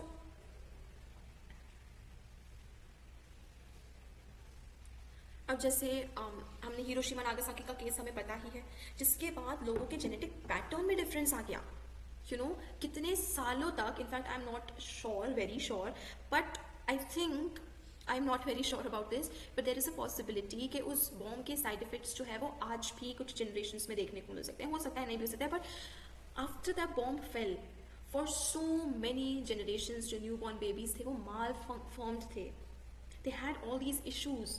वो बॉम्ब के साइड इफेक्ट सिर्फ उस समय के लिविंग जनरेशन के ऊपर नहीं थे, उसके आने वाले सक्सेसिव जनरेशन्स के ऊपर भी थे. And not only at the time कि जो लेडीज उस समय प्रेग्नेंट थी सिर्फ उनके ऊपर, लेकिन उसके बाद में वो बॉम्ब गिरने के काफ़ी टाइम बाद जो लेडीज प्रेग्नेंट होती थी उन पर भी ये इफेक्ट आता था और उसके कई जनरेशन्स तक ये इफेक्ट आने लगा. ओके, तो तो अब ये इफेक्ट इनका आर्म्स की प्रॉपर्टी, आर्म्स की ओनरशिप, कि कितने डिस्ट्रक्टिव हो सकते हैं, इनका कितना साइड इफेक्ट हो सकता है, पूरे जेनेटिक मेकअप को ये चेंज कर सकते हैं. और ये सारी चीज़ें जो है वो और अवेयर होती गई कोल्ड वॉर की लाइट में, कि कोल्ड वॉर जो चल रहा था बेसिकली यूएसए एंड यूएसएसआर के साथ, ये और भी ज़्यादा डीपन होती गई इनके कारण. इंडस्ट्रियल पोल्यूशन कितना ड्रामेटिक है, illness of Minamata affecting the congenital malformations of Japanese fishermen's population, कि जो इंडस्ट्रियल पोल्यूशन हो रहा था उस वजह से कैसे एक पूरे जापानीज फिशरमैन पॉपुलेशन का, क्योंकि वो इंडस्ट्रियल पोल्यूशन में क्या करते थे कि वो इंडस्ट्री अपना सारा वेस्ट जो है वो सी में छोड़ देते थे. अब जो फिशरमैन हैं वो उसी सी में जाकर रोज मछली पकड़ रहे हैं, उसके पानी से उनको इतनी डिजीजेस हो रही है. वो फिश जो है वो एक्वेटिक एनिमल्स जो पानी पी रहे हैं और फिर बाद में जो उस फिश को खा रहा है उससे उतनी डिजीजेस हो रही है. तो देख रहे हैं कि कितने secondary, primary, secondary, tertiary levels पे इसके इफेक्ट हो रहे हैं. उसी समय पे एक लिंक था बिटवीन कलेक्टिव बिहेवियर, जो कि जैसे कि इंडस्ट्रियल और केमिकल पोल्यूशन और इन्वायरमेंटल इनबैलेंस, ह्यूमन डिजीज, ये जो है वो पूरी तरीके से एस्टैब्लिश हो गया कि जो इंडस्ट्रियल पोल्यूशन है उसका ह्यूमन हेल्थ के ऊपर कितना इफेक्ट पड़ रहा है. उसी तरीके से इंडिविजुअल बिहेवियर और हेल्थ कंडीशन पे, कि इंडिविजुअल अपना कितना ध्यान रखता है उससे उसकी हेल्थ कंडीशन कैसे डिसाइड होती है. कैंसर, फीटल मालफॉर्मेशन, डीजेनरेटिव इंड्रेस, ये जो है वो इनको लेजिटिमेसी मिल रही थी कि कैसे ये कितनी अलग अलग इंडस्ट्रियल पोल्यूशन की वजह से, ह्यूमन केयर की वजह से, खुद के हेल्थ की केयर की वजह से ये सब चीज़ें हो रही थी. तो एक बहुत क्लियरली ये बोल सकता है कि बायो एथिक्स और इन्वायरमेंटलिज्म जो है वो एक कॉमन ग्राउंड से हुआ है, कि जैसे बायो एथिक्स का राइज हुआ वैसे वहीं से कहीं ना कहीं इन्वायरमेंटलिज्म और इन्वायरमेंटल बैलेंस का बर्थ भी हुआ. वो रीजंस कहीं ना कहीं सेम थे। इंडस्ट्रियल पोल्यूशन जो है वो इन्वायरमेंट को भी इफेक्ट करा था, साथ साथ ह्यूमन हेल्थ को भी डिपेक्ट करा था, जिस वजह से बायोएथिक्स का बन हुआ, और वो इन्वायरमेंट को इफेक्ट करा था, जिस वजह से इन्वायरमेंटलिज्म का बर्थ हुआ। Two more items can show us how these two concerns could emerge and actually have at a certain level, कि कैसे डेमोग्राफिक्स और बायोटेक्नोलॉजी में इन्वायरमेंटलिज्म और बायोएथिक्स एक साथ में मिल रहा है। Now this is of course काफी क्वेश्चनिंग सी चीज़ है, काफी मतलब जिसको नहीं पता है वो तो क्वेश्चन कंफ्यूजिंग चीज़ है कि इन्वायरमेंटलिज्म एंड बायोएथिक्स का क्या लेना देना है। The question of the world's over population, अब कैसे डेमोग्राफिक्स और बायोटेक्नोलॉजी, वर्ल्ड की ओवर पॉपुलेशन है, इसमें रिसोर्स एलोकेशन बहुत मुश्किल से हो रहा है, फूड सप्लाई बहुत कम है, इस वजह से ये सारे पब्लिक इंटरेस्ट के मैटर्स हैं, इस वजह से पोल्यूशन कितना बढ़ रहा है, ओवर यूज ऑफ चीज़ें कितनी हो रही है, जिसकी वजह से नेचुरल रिसोर्सेज की हमारे पास कमी आ रही है, यू नो। तो access to western levels of economic wellbeing, medical care, ये भी एजेंडा में थे कि पॉपुलेशन बढ़ने की वजह से you know basically western medical care, फिर उसके बाद सोशल कंडीशन जैसे फर्स्ट वर्ल्ड, सेकंड वर्ल्ड और थर्ड वर्ल्ड, फिर उसके बाद you know models of development के बीच में कॉन्ट्रडिक्शंस होना। अब जैसे क्या हो रहा है कि कुछ जो कंट्रीज थे जो बहुत फास्ट डेवलपर्स थे, जिनके पास काफ़ी इकोनॉमिक मीन्स थी, वो बहुत इकोनॉमिक प्रोग्रेस, इंडस्ट्रियल प्रोग्रेस करे थे, लेकिन उनकी तरफ से जो पोल्यूशन है उसका लेवल बहुत बढ़ रहा था, और इसका इफेक्ट आ रहा था कुछ ऐसी कंट्रीज पे जो इतना पोल्यूशन नहीं कर रही है, लेकिन उसका इफेक्ट जो है वो कंट्रीज भी सहन कर रही थी, यू नो। तो you know ageing affluent population जो कि बिहेवियर डिजीज, मतलब एक तो है एजिंग पॉपुलेशन नॉर्थ में, दूसरी तरफ है young starving environment disease stricken masses of the south, कि जो पोल्यूशन वो डेवलपिंग कंट्रीज कर रही है उसका इफेक्ट किसको देखना पड़ रहा है, कि उसका इफेक्ट बाकी कंट्री से यूथ को भी देखना पड़ रहा है, you no. This might well be one of the reasons why the concept of bioethics by one of its founders, when Potter was somehow left behind in the development of subsequent bioethical inquiry. The ultimate goal of bioethics should be not only to enrich individual lives, but to prolong the survival of the human species in an acceptable form in society. कि यार human life है उसकी quality भी matter करती है, उसका prolongation भी matter करता है। आप यू नो ठीक है, किसी चीज़ की वजह से डायरेक्ट मान लीजिए कोई चीज़ डायरेक्टली फेटल नहीं है, किसी चीज़ की वजह से डायरेक्ट किसी ह्यूमन की डेथ नहीं हो रही है, लेकिन वो उसकी क्वालिटी ऑफ लाइफ पर भी इफेक्ट पड़ रही है, जो कि इंपॉर्टेंट है। ये बायो एथिक्स का एक बहुत इंपॉर्टेंट स्फीयर है। Although the link between bio ethical concern in the realm of the clinic and medical care and environmental concern was already clearly establish at the founding of bio ethics, कि कैसे clinical और medical care और environmental concern ये दोनों आपस में related भी है। लेकिन हम इसको वी.आर. पॉटर के वर्क से ही नहीं, लेकिन हैंस जोनस के वर्क से भी इसको टेस्टिफाई कर सकते हैं, दोनों के बीच का कनेक्शन, एस्टैब्लिश्ड कनेक्शन, जो कि you know reductive concept of bio ethics on one side and ecology on the other, ऐसा ये लिंक दोनों के बीच में, you know. The other level at which the original concepts of bioethics and environmentalism have originally merged was concerned with biotechnologies. तो bioethics plus environmentalism जो आपस में merge हुई, जो आपस में link up हुई, again biotechnology. The double helix having been discovered in the late 50s, early 60s, the biotechnological potential of molecular biology, control over the genetic makeup of living organism, vegetal, animal, and human soon became simultaneously a source of great expectations and no less of fears. Gene therapy, enhancement of desirable traits, or even betterment of vegetal and animal species for human use and of the human species itself. What made such a prospect possible were in vitro recombinant of, तो ये no, these are the different, you know, explanation तो क्या करूँ, but these are the different areas, different realms of the development, कि कैसे genetic modification, prolongation, quality of life, you know, ये सारी चीज़ें। तो जेनेटिकली मॉडिफाइड माइक्रोब्स का प्रोडक्शन करना कॉमर्शियल पर्पसेस से, plants and animals for human use, food industries में ये भी क्लियर होने लगा कि फूड इंडस्ट्रीज़ में प्लांट्स को, ह्यूमंस को कैसे हम जेनेटिकली मॉडिफाइड प्लांट्स जो है वो उसको भी कैसे हम कितना कंज्यूम करते हैं। उसी टाइम पे पॉल बर्ग जो थे वो एक ग्रुप ऑफ साइंटिस्ट को हेड कर रहे थे, उन्होंने एक वॉलंटरीली मोरेटोरियम प्रपोज करा कि on certain experiments of gene splicing experiments, ताकि एमिंग टू पोस्टपोनिंग और पॉसिबली अबैंडनिंग साइंटिफिक एक्सपेरिमेंट्स और recombinant DNA whose risk could not be properly assessed, namely the ones involving the liberation of genetically modified organisms, GMOs in the environment. तो इसके अलावा एक और भी बहुत सारी चीज़ें हैं, मतलब जैसे कि डुप्लिसिटी, जीन्स डुप्लिसिटी, जिसमें यू नो हाउ एक जीन्स को डीएनए को हाफ में कट करके, I am not remembering the name for that particular process, but उसी का एक जीन डुप्लीकेट बना दिया जाता है। Okay, now the upsurge of social movements, the fifth reason is the upsurge of social movements. Importance of the social movements arising in the western world after world war II and specially in the 1960s, sometimes of the bearing on biomedical matters can not be neglected. तो जैसे social movements emerge होने लगे biomedical matters में,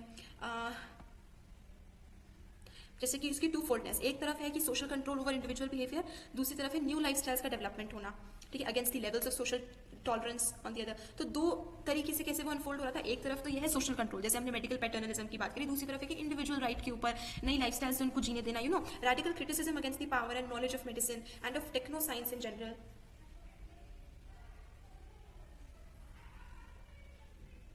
As tools for social control, कि किस तरीके से medicine की हेल्प से या knowledge and power of medicine से कैसे जो डॉक्टर्स थे, फिजिशियंस थे, वो पेशेंट की लाइफ को, सिटीजन्स को कंट्रोल कर रहे थे, सोशल कंट्रोल हो रहा था, टोटलिटेरियनिज्म हो रहा था। तो ये कुछ ऐसे सोशल इशूज थे, सोशल मूवमेंट्स थे जिनका बर्थ हो रहा था। And feminist movement, gay movement, LGBTQ, very very famous social movements जो हो रहे थे। एंड रिप्रोडक्टिव मेडिसिन की फील्ड में नई biomedical technologies, women's movement, women's की condition, women's right, sexuality, reproduction, ये सारी चीज़ें सोशल मूवमेंट्स के रियान में फॉल करती है। सेल्फ डिटर्मिनेशन एंड ऑटोनॉमी की ह्यूमन राइट्स, इंडिविजुअल राइट्स होनी चाहिए, ये ह्यूमन के ऊपर है कि अगर उसके पास है कि if that person is lesbian और गे, और ये गे मूवमेंट्स जो है या फिर विमेन की राइट्स के ऊपर है, whether the woman wants to keep the baby और अबॉर्ट और व्हाटएवर स्टफ। तो ये सब चीज़ें, these are the different social movement जो सिविल राइट्स के ऊपर, इंडिविजुअल राइट्स के ऊपर या ट्रेडिशनल राइट्स के ऊपर कि एक ह्यूमन के कितनी राइट्स है। नाउ अबॉर्शन के अगेंस्ट बहुत सारे जैसे हमारे पास आर्ग्यूमेंट्स भी है अगेंस्ट अबॉर्शन, कि जो नई क्रिएशन ऑफ लाइफ हो रही है आपके अंदर, if you are aborting that thing, तो you are basically killing a whole human, human person, a whole new life, not a human person, लेकिन एक नई लाइफ को आप किल करो, so that is a form murder. फिर उसके बाद डिस्कशंस आने लगी कि वो एम्ब्रियो किस स्टेज पे जाके लिविंग हो जाता है, किस स्टेज पे उसको एक्नॉलेजमेंट मिले कि वो एक न्यू लाइफ है। तो so many different things. Homosexuality जो था, पहले आप देखिए अमेरिकन साइकियाट्रिक एसोसिएशन में it was listed under the mental illness, कि this is something mentally wrong, homosexuality, कि if you are attracted to the same gender, that is homosexuality, कि अगर आप same sex same sex, not gender, gender is a social term, sex is a biological term, that अगर आप if you are attracted to the same sex, इसका मतलब there is something wrong, you mentally ill. तो ये actually listed था homosexuality, जो आज जिसको रिकॉग्निशन मिल गया है, and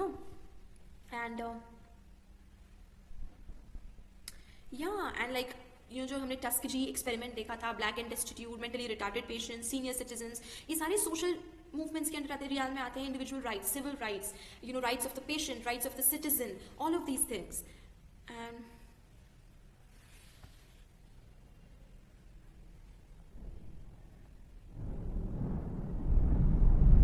then we have the sixth one, the last one, the need for an ethics for the technological and simultaneously the seemingly unsurmountable impossibility of founding such an ethics as much as an ethics in general.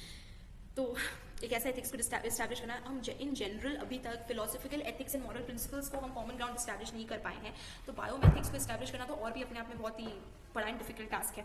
ये realisation कि जो modern techno science है, इसके साथ नई problems भी आ रही है, इसलिए हमें न्यू अप्रोचेस चाहिए इवन टू मेडिकल साइंसेज। नई कॉन्शियसनेस अपीयर हो रही है, साइंस की रिस्पॉन्सिबिलिटी बढ़ रही है, साइंटिस्ट की, मेडिकल डॉक्टर्स की, फिलोसफर्स की रिस्पॉन्सिबिलिटी बढ़ रही है, क्योंकि ये फिलोसफर्स के डोमेन में भी फॉल करता है उस एथिक्स को इस्टेब्लिश करना चीज़ों के। बायोएथिक्स के इमर्जेंस के पहले भी sociology of science and philosophy और टेक्नोलॉजी जो है वो मॉडर्न सोसाइटी को शेप कर रही थी, लेकिन बायोएथिक्स के बाद ये मेडिकल प्रोफेशन में भी एंटर करी। लेकिन पहले जो थी, मतलब of course science, sociology of science, philosophy और मतलब of science, philosophy and technology जो है वो मेडिकल प्रोफेशन में एंटर नहीं करा था उसने अभी तक। So science and medicine however hardly ever had been challenge from the inside. तो वर्ल्ड वॉर 2 के बाद से साइंस को खुद से चैलेंज मिला था, मेडिकल साइंस को खुद से चैलेंज मिला था, उसकी पावर्स या उसके एडवांसमेंट, उसकी जो डिफरेंसेस आ रहा है वो किस तरीके से अलग तरीके से डिफरेंशिएट करेगी। Philosophy of science and technology ने एक नया टोन लिया एंड एक नया टर्न लिया। The altered nature and the altered nature of human action, so many different things. Heideggerian thought on the subject, ये भी Heidegger was a very important one जिसने इन technological advancements को बहुत question किया है। Philosophers like Hans Jonas and जो technical age में एक ethical formulation करने की कोशिश कर रहे थे। तो साइंस जो है वो सिर्फ अब एथिकल रिस्पॉन्सिबिलिटी नहीं ले सकती थी, अब जो ट्रेडिशनल फंक्शन था रिलीजन का उसको ले लिया था फिलोसफी ने। And philosophy, sociology, all of these different sociological and humanitarian जो सब्जेक्ट्स हैं, इन्होंने अब ये काम ले लिया था कि to maintain the ethics of that medical profession. The theme of the failure of technoscience and in other words, science could not claim anymore to have the capacity to found an ethics in the context of a secular society in which it was supposed to replace the traditional functions of religion in providing the knowledge of ultimate truths and the rational grounds for the conceiving of rules for human action. तो science अब इतना capable नहीं था कि वो religion को replace कर सके, क्योंकि रिलीजन को रिप्लेस करते हुए आया था साइंस, की साइंस हमें चीज़ों की अल्टीमेट ट्रूथ को बता देगा। That is a context in which doubt had already been cast over the possibility of an ontological foundation of ethical principles. कि अब साइंस भी नहीं बता सकता था वो जो ethical principles हैं, इनका फाउंडेशन ontological था, that means something beyond the human sphere, मतलब something जो कि साइंस आंसर नहीं कर सकता था।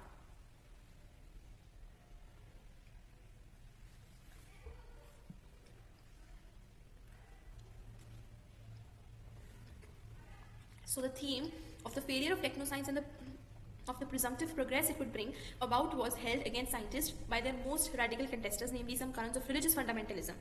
तो यही था, हम साइंस को भी काउंटर करने के लिए आ रहा था कि हमें वापस तो प्री मॉडर्न टाइम्स में चले जाना चाहिए, क्योंकि साइंस तो ह्यूमन का अब्यूज कर रहा है, हमें वापस से रिलीजियस सुप्रीमेसी को होल्ड कर देना चाहिए. ये साइंटिफिक टेक्नो साइंटिफिक सोसाइटी जो है, जो टेक्नोलॉजिकल एडवांसमेंट हो रहा है, जो साइंटिफिक एडवांसमेंट हो रहा है, ये ह्यूमन के लिए बहुत डेंजरस है. इस तरीके से थॉट्स हो रहे थे, प्रीच हो रहे थे. On the other edge of the cultural panorama, technocratic currents of thought continue to hold a vision of more or less indefinite and cumulative progress through ever increasing scientific and technological achievement. तो एक तरफ तो बात हो रही थी कि ये साइंटिफिक टेक्नोलॉजिकल डेवलपमेंट्स और एडवांसमेंट बहुत डेंजरस है ह्यूमन के लिए, हमें यहीं पे रुक के स्टॉप करके वापस चले जाना चाहिए प्री मॉडर्न टाइम्स में. दूसरी तरफ आ रहे थे कि ये जो साइंटिफिक टेक्नोलॉजिकल डेवलपमेंट है, ये तो ह्यूमन का प्रोग्रेस ही करेगा, इनडेफिनेट प्रोग्रेस करेगा. At the core of the intellectual and public controversy lie competing values and claims, the perils of modern technoscience and the need to control them, कि उन्हें technology को भी अब कंट्रोल करने की बात होती जा रही है. दूसरी तरफ आ रही है कि टेक्नोसाइंस का कितना पोटेंशियल है, नई पॉसिबिलिटीज दे रहा है, ह्यूमन फुलफिलमेंट दे रहा है, कि जैसे कितनी सारी डिजीजेस का क्योर मिला, ह्यूमन क्वालिटी ऑफ लाइफ को इंप्रूव करने के लिए, उसकी ह्यूमन लाइफ को प्रोलॉन्ग करने के लिए. तो ये दोनों चीज़ में एक शफल और मिक्स चल रहा था कि हम कहाँ रुके, कितना रुके. एक तरफ तो टेक्नोलॉजी कितनी डेंजरस है, दूसरी तरफ टेक्नोलॉजी कितने नए डोमेन्स ओपन कर रही है. Scientific responsibility in attending both claims became widely shared among the scientific community, but it was a particularly poignant concern among some representatives of the medical community as well as prime line of inquiry for philosophers. It is therefore no wonder that bioethical research has been undertaken by the co-joint efforts of both medical doctors and philosophers. So who founded the first bioethics centers? The Hastings Center and the Kennedy Institute of Ethics. तो ये co-joint operation है doctors का and philosophers का, Hastings Center and the Kennedy Institute of Ethics. अब हम देखते हैं the first centres for bioethics. अब देखते हैं कि बायोएथिक्स रिसर्च के सबसे पहले सेंटर्स कौन थे. तो institute of society ethics and the life sciences जो थी वो हेस्टिंग्स और हडसन में फाउंड हुई थी न्यूयॉर्क में 1967 में by philosopher Daniel Callahan, psychiatrist Willard Keeling. उसका ओरिजिनल नेम जो था mirror the thought and the intent of Daniel Callahan centre's president in a time in which spirit but not the name of bioethics was already fully at work. तो ये हमारा well establish centre था. हमने देखा कि it was establish को jointly by philosopher and a psychiatrist Willard Keeling. Multidisciplinary centre जो था उसको बाद में हेस्टिंग्स सेंटर का नाम पड़ा, और क्योंकि उसकी लोकेशन हेस्टिंग्स ऑन हडसन के ऊपर थी.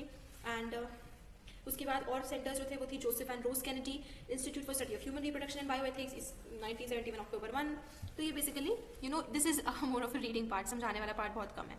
सो लेकिन जो बायोएथिक्स टर्म है, ये इसकी पैटर्निटी या जो इसकी हम क्रेडिट देते हैं, ये क्रेडिट करते हैं हम वैन रेंसेलर पॉटर को, जो कि यूनिवर्सिटी ऑफ विस्कॉन्सिन में थे, जिन्होंने 1970 में बायोएथिक्स टर्म को कॉइन किया था. सो सबसे पहले थे जिन्होंने उसको इन प्रिंट यूज़ किया था, एंड उन्होंने उनकी बुक में भी इसको मेंशन किया था. सो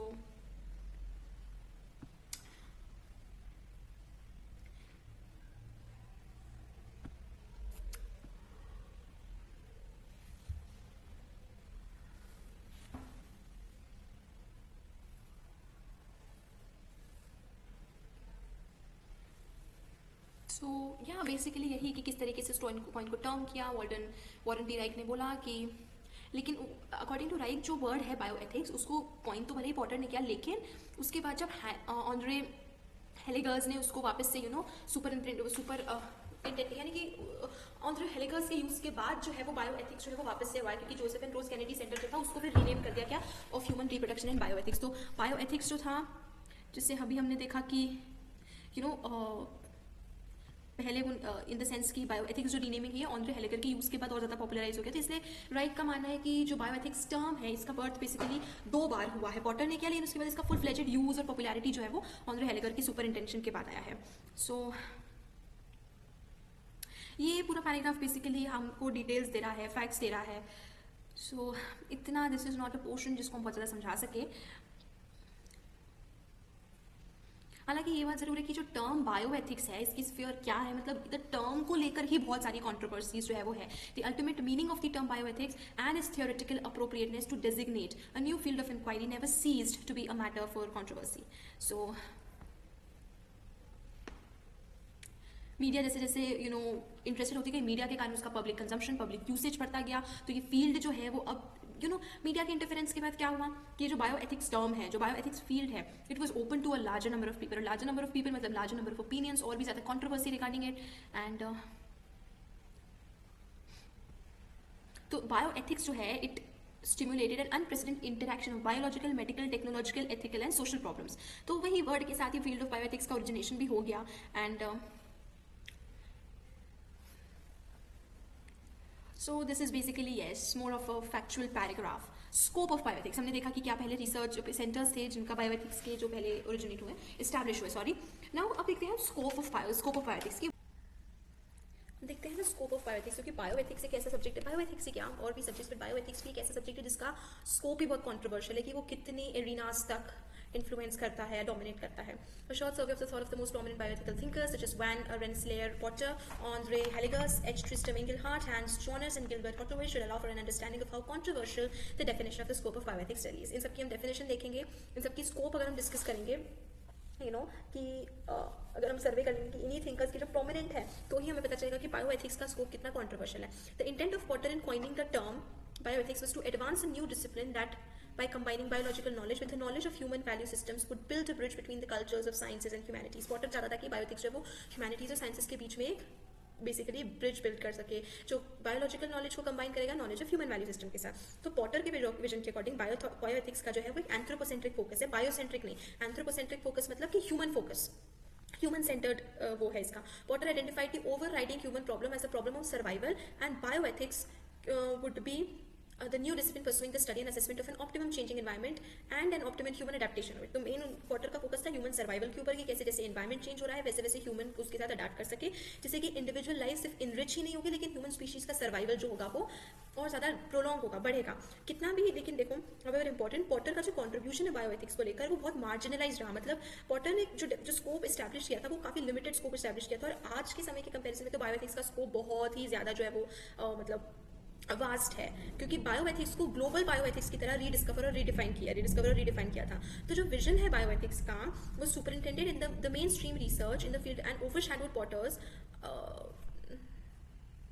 would rather be the one set in motion in parallel track by Andre Haligers and the Kennedy Institute of Ethics at Georgetown University. तो Andre Haligers and Kennedy Institute ने bioethics को और भी ज़्यादा वास्ट किया, expand किया after Potter. Haligers के according bioethics जो है उसमें medical, social science, ethical expertise सब कुछ आना चाहिए, जिससे कि क्लिनिशियंस जो होते हैं उनके पास ज़्यादा एक्सपर्टीज होगी than moral philosophers and moral theologians. तो मतलब जो क्लिनिशियंस होंगे उनके पास मेडिकल एक्सपर्टीज के साथ साथ मॉरल एक्सपर्टीज भी होगा जो बायोएथिक्स में स्टडी करेंगे. बायोएथिक्स का मतलब एक प्रोफेशनलाइज्ड कॉम्बिनेशन जिसमें मेडिकल एक्सपर्टीज भी होगा, एथिकल एक्सपर्टीज भी होगा. लेकिन ऑन्ट्रे हेलिगर्स ने भी जो बायोएथिक्स को डिफाइन किया था वो बेसिकली मेडिकल स्पेशलाइज्ड था. मतलब मेडिकल साइंस जो है वो ज़्यादा डोमिनेट करेगा बायोएथिक्स के उसमें, और medical ethics would be comparatively lesser, medical speciality and medical profession would be above it. तो हेलिगर का जो विजन था बायोएथिक्स को लेकर वो कहीं ना कहीं 1979 को भी पार कर जाएगा. And bioethical research known as clinical bioethics को बेसिकली इंस्पायर करेगा. और जो ये बायोलोकेटेड बर्थ है जिसके बारे में वॉरेंटी राइट बात करता है, I think I missed something. So biolocated birth इसके बारे में वारंटी राइट मिस करता है. Referring to Van Potter and Andre Haligers implies in fact two visions of bioethics that in most aspects clash but sometimes coincide. तो ये जो दो visions हैं जो बायोलोकेटेड यानी जो दो बर्थ हुआ है बायोएथिक्स का, ये विजन्स कई बार एक दूसरे में कोलाइड भी करते हैं, कभी कभी कोइंसाइड भी करते हैं. तो इनके अकॉर्डिंग जो मेन डिफरेंसेस है वो इन दोनों विजन्स के उसमें नहीं है, क्योंकि as twin approaches that was separated but rather between Potter's and the Kennedy Institute of Ethics approach. इन दोनों के बीच में मेन डिफरेंसेस है. बायोएथिक्स के मेन स्कोप के ऊपर नहीं है, लेकिन वो जो पॉटर का वर्जन है और जो केनेडी इंस्टीट्यूट का वर्जन है उन दोनों के बीच में मेन डिफरेंस है.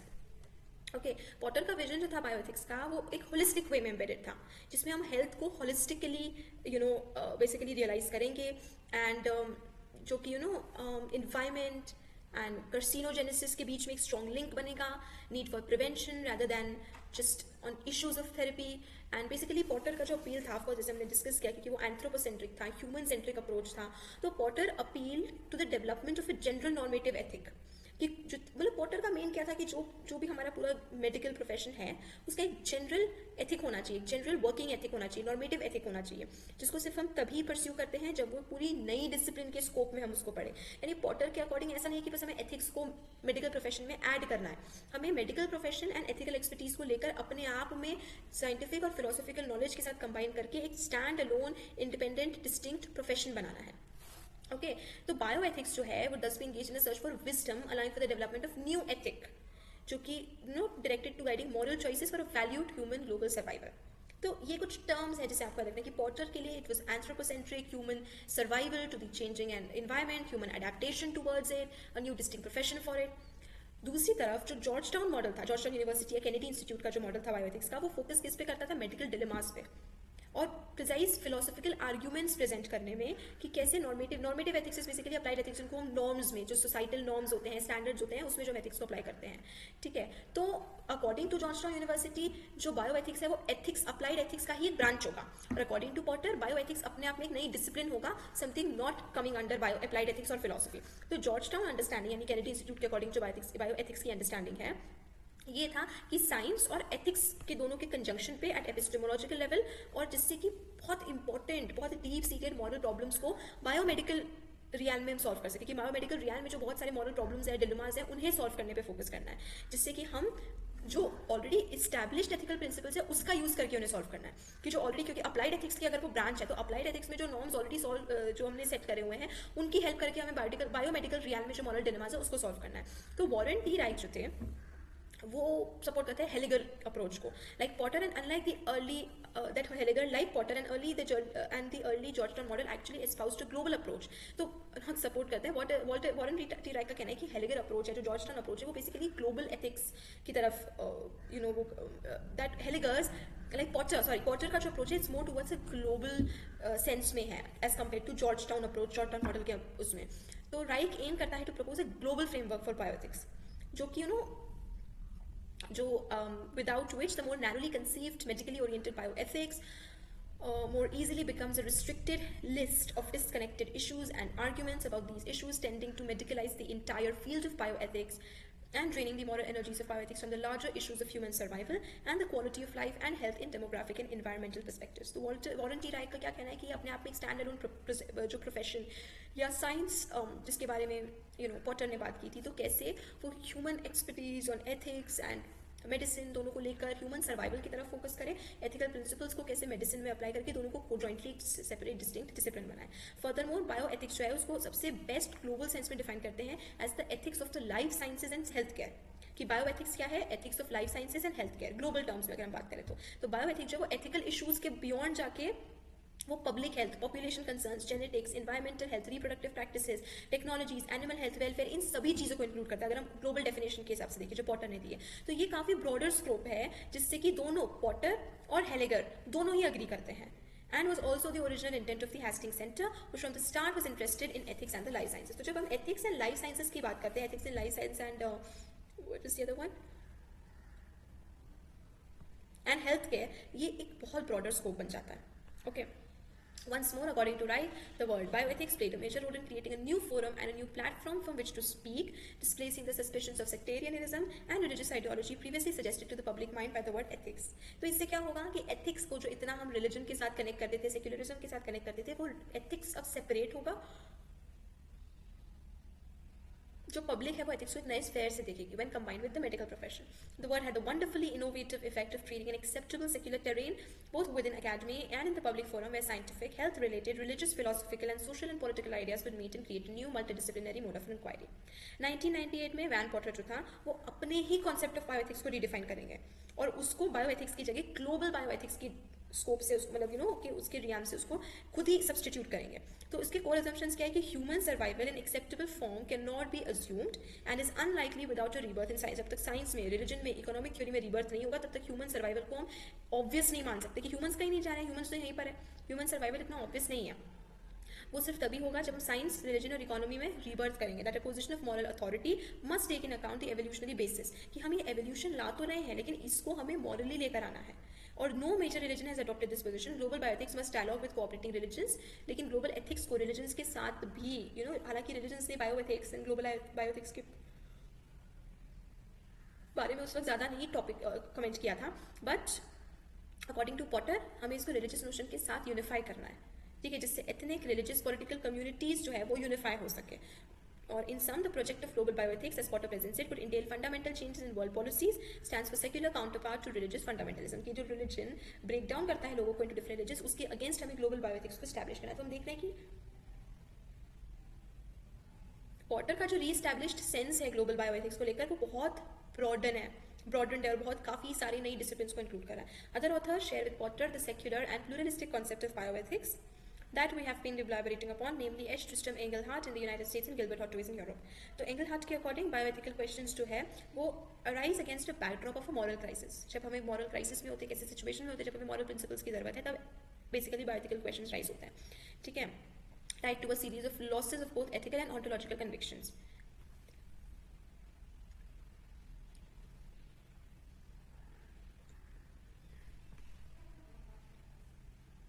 The history of bioethics over the last 2 decades has been the story of the development of secular ethics, secular culture, and एक तरीके से ये है कि bioethics जो है वो एक great grandchild है of enlightenment. Enlightenment यानी kind of a rebirth, kind of the founding of a new age and something like that. So bioethics जो है वो एक secular fabric की तरह है of rationality, जिसमें uncertainty एक ऐसे era में जो कि uncertainty का era है, उसमें होगा एक secular fabric of rationality. That is the existence of open, peaceable discussion among divergent group. Atheists, Catholics, Jews, Protestants, Marxists, heterosexuals, homosexuals सभी साथ में मिलकर डिस्कस करेंगे. बायोएथिक्स का जो एम है वो सेक्युलर होना चाहिए, ना कि लोगों को ब्रेक डाउन करे, फंडामेंटलिज्म करे. सो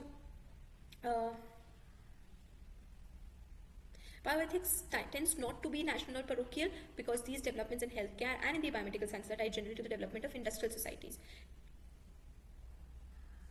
इस सेंस में जो बायोएथिक्स है वो traditional domain of medical ethics को सरपास करता है कि बायोएथिक्स इसने एक नया डोमेन ओपन किया है basically, and to play a central role in mutual intellectual adaptation of culture and biomedical ethics, presenting itself as the necessary alternative to ethical communitarianism. For Engelhardt, bioethics is founded on what he calls a polytheistic presumption as opposed to the monotheistic presumption of the possibility of a single authoritative concrete account of knowledge and ethics, and therefore it is inescapably committed to individual freedom and autonomy. तो इस paragraph से हमें समझ रहा है कि कैसे bioethics का जो स्कोप है, इस पूरे पैराग्राफ में यही बात की हुई है कि हाउ इट इज़ वाइडेंड, पूरी तरीके से कितना ब्रॉड हो गया इसका स्कोप. तो जैसे बायोएथिक्स स्टेट करता है individual autonomy, individual right, individual freedom, इसी वजह से ये भी आ रहा है बायोएथिक्स से ये नया स्फीयर आया है कि फिजिशियंस जो है वो बिना किसी बिना पेशेंट के कंसेंट के, परमिशन के, वो बस पेशेंट को ट्रीट नहीं कर सकते या एक्सपेरिमेंट नहीं कर सकते, उसमें इंडिविजुअल परमिशन. तो ये नई स्पेस खोल रहा है इंडिविजुअल ऑटोनॉमी के भी, इंडिविजुअल फ्रीडम के भी.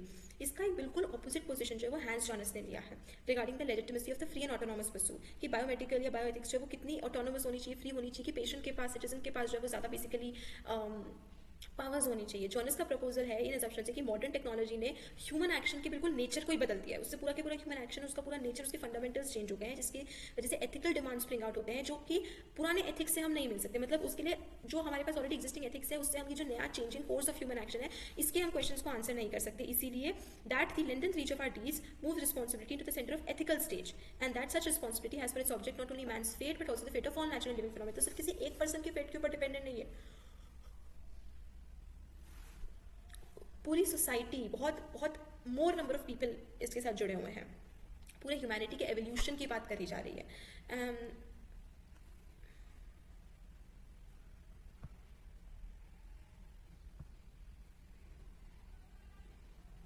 So that what we must avoid at all costs is determined by what we must preserve at all costs, and this is in turn is predicated on an image of man which the contemporary eclipse of religion must be based on a secular doctrine of being, philosophy of nature, bridging the chasm between scientifically ascertainable is and morally binding art on a new metaphysics underpinning ethics, that is to say man's duties towards himself, his distant posterity, and the plenitude of terrestrial life under his dominion, that the thus gained conception of objective imperatives for man in the scheme of things enables us to discriminate between legitimate and illegitimate goal setting to our Promethean power. तो Hans Jonas के according ये जो increasing autonomy individual को मिल रही है, इससे क्या effect पड़ रहा है कि ऑटोनॉमी मिलने से व्हाट इज हैपनिंग इज अब जो मैन है जिसके ऊपर एक्सपेरिमेंट हो रहा है, ट्रीटमेंट हो रहा है, जो जिसकी विल के बिना या कंसेंट के बिना हो रहा है, तो वो मैन सिर्फ उसका फेट ऑल्टर नहीं करेगा, उसके साथ वो पूरी ह्यूमैनिटी, पूरी वर्ल्ड, पूरे एक जनरेशन का फेट ऑल्टर करने में उसकी पावर रखता है.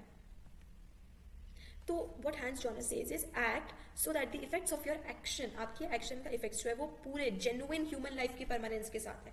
कि जेन्युइनली ह्यूमन लाइफ को परमानेंट करने के लिए, सस्टेन करने के लिए, सर्वाइव करने के लिए सिर्फ एक पर्सन का sacrifice is worth according to Hans Jonas. कि आपके एक एक्शन की वजह से आप फ्यूचर को डिस्ट्रॉय नहीं कर रहे हो, सिर्फ अपने फ्यूचर को नहीं बट सारे ह्यूमंस के फ्यूचर को डिस्ट्रॉय नहीं कर रहे हो. तो ज़्यादा ऑटोनॉमी पेशेंट को देने से जो ह्यूमन कंटिन्यूटी है अर्थ पे, वो कंटिन्यूटी टूटने का डर है। और तो वही अर्ज करते हैं पेशेंट को कि आपकी चॉइस में also have a choice to preserve the man among the objects of your will.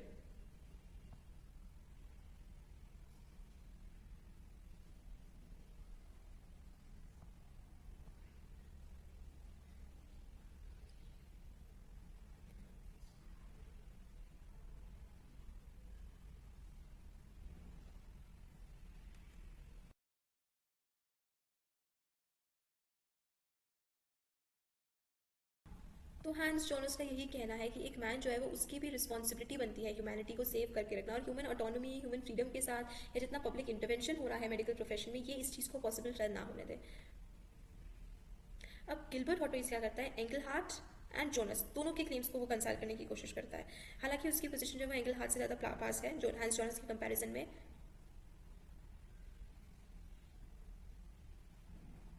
तो अकॉर्डिंग टू हॉटोइस क्या है अब कि जो टेक्नो साइंस है नाउ इट्स नॉट, जो मॉडर्न साइंस है अब सिर्फ वो लोगो थियोरेटिकल नहीं बट लोगो टेक्निकल बन चुका है।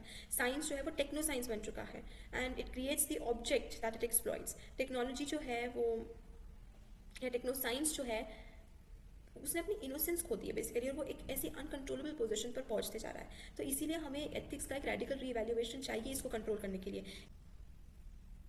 तो ये जो रीएवैल्यूएशन है ये हम ट्रेडिशनल एंथ्रोपोलॉजिस्ट एवैल्यूएशन से नहीं कर सकते, इसके लिए हमें पूरा रेवोल्यूशन चाहिए, पूरी एथिक्स को चेंज करना पड़ेगा, तभी हम ये जो नए टेक्नोलॉजिकल एडवांसमेंट हो रही है इसको रीवैल्यूएट कर सकते हैं एथिकल पर्पसेस से।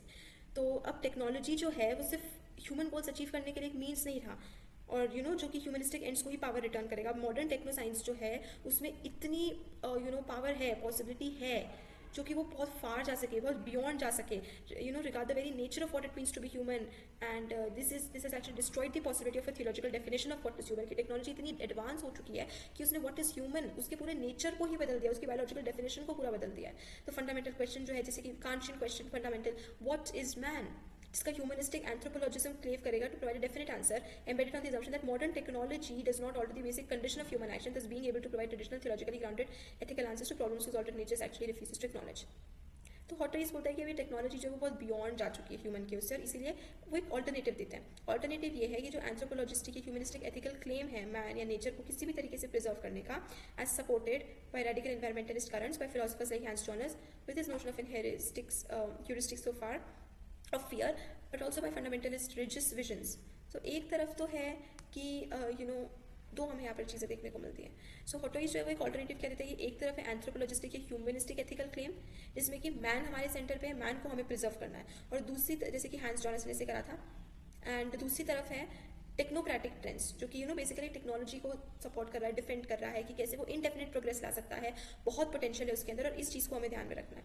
तो अकॉर्डिंग टू दीज जो टेक्नोलॉजी साइंस को सपोर्ट करते हैं, अकॉर्डिंग टू सब कुछ पॉसिबल है, ओके, और जो कुछ भी पॉसिबल है वो सब लेजिटिमेट है, वो सब डिजायरेबल है, तो सब ये सब सही है।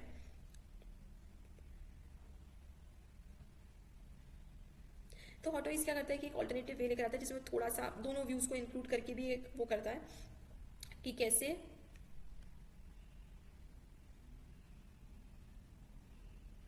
एक मीडियम या मिडिल पाथवे कैसे होगा, जैसे criteria of freedom, inform consent वगैरह, बेनिफिशंस और रिस्पॉन्सिबिलिटी जो है। So basically criteria of freedom मतलब कि पेशेंट जो है वो इन्फॉर्म्ड होना चाहिए, सारी उसके पास इन्फॉर्मेशन होनी चाहिए about the experiment, about the treatment वगैरह, या फिर बेनिफिशियंस की हम बात करें ताकि not to attempt anything that is not to the wellbeing of individuals. कि बेनिफिशियंस होना चाहिए, इसका मतलब कि अगर वो ह्यूमन काइंड के लिए बेनिफिशियल नहीं है, वो सिर्फ एक ह्यूमन काइंड के लिए भी खराब है तो उसको डिस्कार्ड करना है। और रिस्पॉन्सिबिलिटी, जिसका मतलब कि कोई भी एथिकल क्लेम जो है वो grounded in what he calls an anthropocosmic solidarity. Man is a product of natural evolution. Non-human and human phases of evolutionary process are not inimical or incommensurable, but instead they are inextricable. Only an evolutionary ethics can account for the openness and unpredictability that characterizes human condition as a set of both natural and cultural properties. According to Hottois, ethics is neither a new techno-scientific discipline nor a new universalistic ethics, but a field covering medical ethics and deontology and environmental ethics. तो ये Hottois की जो path वे था ना, ये middle path वे था, जो hence Jonas का भी उस तरफ से था एंड एंगलहार्ट के पॉइंट से भी था, उन दोनों के बीच का एक मिडिल पाथ वे था। तो बायोएथिक्स में according to Hans Jonas ethical dimension भी आता है, and bioethics is methodology, multidisciplinary, interdisciplinary minded, and उसकी अप्रोच प्लूरलिस्टिक अप्रोच है। complexity and diversity of the societies raising those very questions. So although it acknowledges that they concern all humankind and cannot be given answers, like to be legitimately monopolized by any group or individual. की bioethics जो है वो दो ऐसा है कि सारे answers नहीं दे सकता, सारे क्वेश्चंस को नहीं आंसर कर सकता, लेकिन still it cannot be monopolized by any one single group या one single human, क्योंकि bioethics is global bioethics with a more wide definition to it, scope